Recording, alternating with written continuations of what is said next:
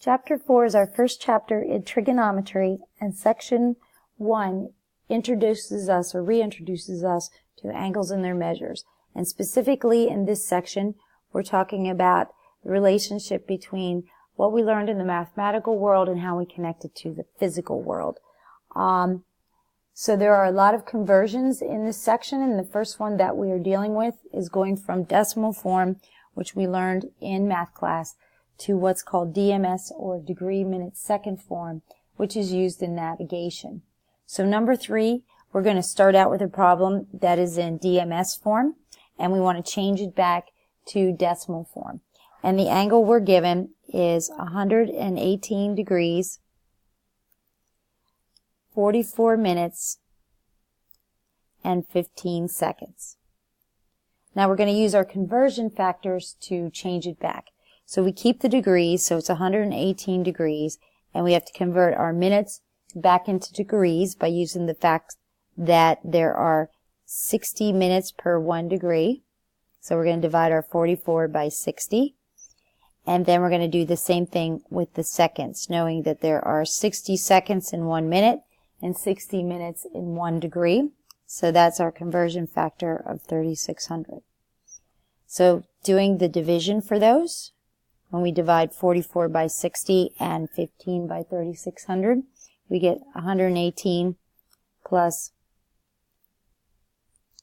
0.733, and dividing 15 by 3600, we get 0.0042. So our decimal form is 118.7372 degrees.